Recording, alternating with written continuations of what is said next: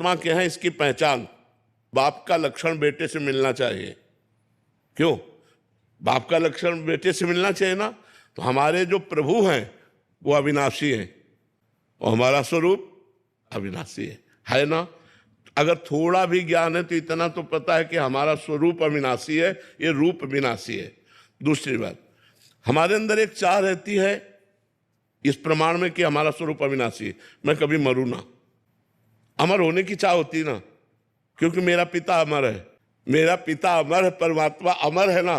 दूसरी बात, परमात्मा सुख समुद्र है। हम सब सुख चाहते हैं कि नहीं? और ऐसा सुख चाहते हैं जिसमें दुख किंचन मात्र ना हो। ऐसा सुख चाहते हैं ना सब, हमें दुख किंचन मात्र ना हो और सुख ही सुख मिले। क्यों? हमारा पिता सुख सिंधु है।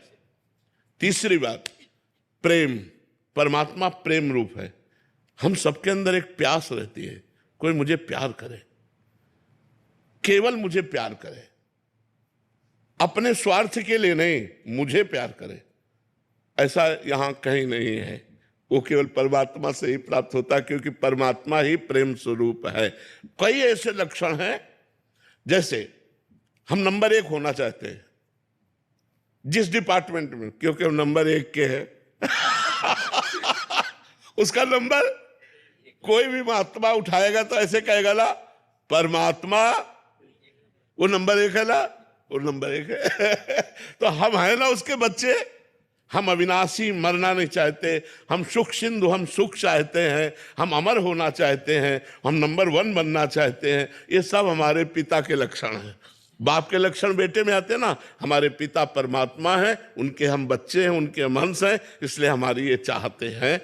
अपने अंदर ढूंढ के देखो तो आपको लगेगा हम सबसे अलग हैं, इन चेहरों से सबसे अलग है। और जब अंदर वाली पहचान हो जाएगी तो लगेगा हम ही सबके अंदर है, दूसरा कोई नहीं। एक कनेक्शन, एक। इसकी बिजली का हम अलग है, इसकी बिजली का हम अलग है, तो प्रमाण भी दे सकती कि तू केवल हवा देती, मैं लाइट। पर सही पूछो, अगर बिजली का रहस्य जानते हो तो एक ही बिजली है। ऐसे हम सब में एक ही बिजली है, कोई छोटा बड़ा नहीं, कोई ऊंच नीच नहीं, कोई दूर नजदीक नहीं। वो हम सब एक बिजली से चल रहे हैं, एक हैं।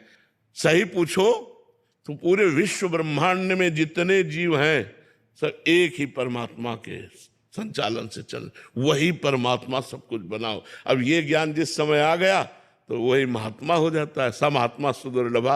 अब ये ज्ञान ऐसे बातों से तो होगा नहीं, डट के भजन करना पड़ेगा, इंद्रियों पर विजय प्राप्त करना पड़ेगा, मन पर विजय प्राप्त करना पड़ेगा, तब जाके बोध होता है।